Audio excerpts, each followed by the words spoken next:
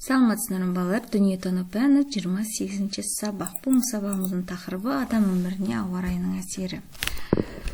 Бүгін сабақта адам өміріне ауа райының қалай әсер ететінін білетін боласыңдар. Бүгін сабақтағы тірек сөздер: ауа райы болжамы, термометр. Арман, сен ауа райының белгілі бір уақыттағы, белгілі бір жердегі жай-күй екенін білесің. Ауа райын болжау үшін ауаның температурасын, желдің күшін, аспандағы бұлттың жағдайын, жауын-шашынның болатынын анықтайды. Терезеге қарап, парталасыңа бүгінгі ауа райы туралы әңгімеле. Суреттегі балалар не себепті әртүрлі киінген? Бүгінгі ауа райы сәл салқындау, далада сіркіреп жауын жауып тұр. Шамалы жел бар, термометр +17 градусты көрсетіп тұр.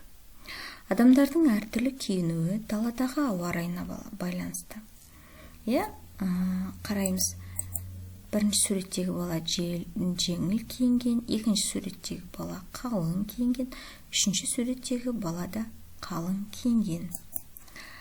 Бірінші суретте ер бала жеңіл киінген, қолында қолшатыры бар, себебі ауа райы жылы, күн ашық. Бұл жаз мезгілі деп ойлаймын. Екінші суретте қыз бала қалыңдау киінген, қолында қолшатыры бар, себебі далада ауа райы салқын, жаңбыр жауып тұр. Бұл күз мезгілі деп ойлаймын. Үшінші суретте ер бала қалың киінген, аяғында коньки бар. Бұл қыс мезгілі, дала суық, қалың қар жауған. Күн салқын, суық кезде қалың киіну керек, себебі суық тиіп ауырып қалуы мүмкін. Ауа райы жылы немесе салқын, жаңбырлы немесе желді болады. Бұл жер бетіндегі ауаның өзгеріске сай байқалатын құбылысы. Ауаның температурасын термометр құралымен өлшейді. Ақмарал, ғалымдар ауа райына үнемі бақылау жасап отырады. Олар ауа райының бірнеше күндік және бір апталық болжамын құрастырады.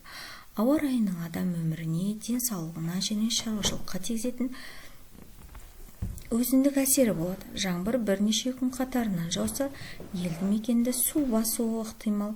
Бұлтты немесе тұманды күндері ұшақтың ұшуы тоқтатылады.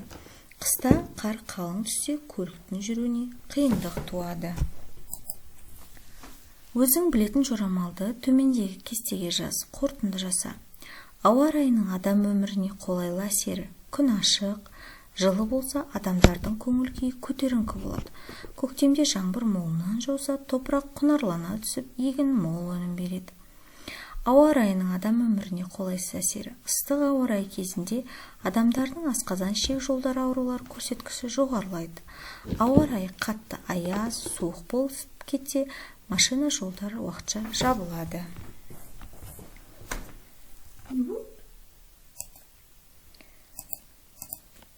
Қазіргі кезде синоптиктер ауа райын алдын ала болжайды. Оған жетілген жаңа техникалар мүмкіндік беріп отыр. Ертең болатын ауа райын білу қандай мамандықтар үшін маңызды? Сыныптастарымен ой бөліс. Ауа райы ұшқыштарға, теңізшілерге, ауыл шаруашылығында қызмет атқаратын адамдарға, көлік жүргізушілерге, саяхатшыларға, құтқарушыларға және метеорологтарға өте маңызды. Сен тұратын жердің ауа райы жайлы деп айтуға бола ма? Себебін түсіндір. Алда болатын ауа райын болжау не үшін қажет? Ауа райын білу қандай мамандарға қажет? Мен Қызылорда облысында тұрам. Бұл аймақта кенеттен дауыл, боран немесе қатты нөсер жаңбыр жауа бермейді. Ауа райы тұрақты, жазы ыстық, қысы суық. Мен тұратын жердің ауа райы жайлы деп ойлаймын. Алдымен синоптикалық процестер анықталады. Соның негізінде атмосфералық құбылыстар болжанады. Ауа райын болжау үшін метеорологиялық құралдар қажет. Олар барометр, гигрометр, осадкомер, термограф, нефоскоп, қар өлшейтін рейка, анемометр, флюгер. Ауа райы ұшқыштарға, теңізшілерге, ауыл шаруашылығында қызмет атқаратын адамдарға, көлік жүргізушілерге, саяхатшыларға, құтқарушыларға, метеорологтарға өте маңызды. Ауа райына қатысты тағы қандай халықтық жорамалдар бар? Әртүрлі ақпарат көздерінен іздестір. Ол жайлы сыныптастармен ой бөліс.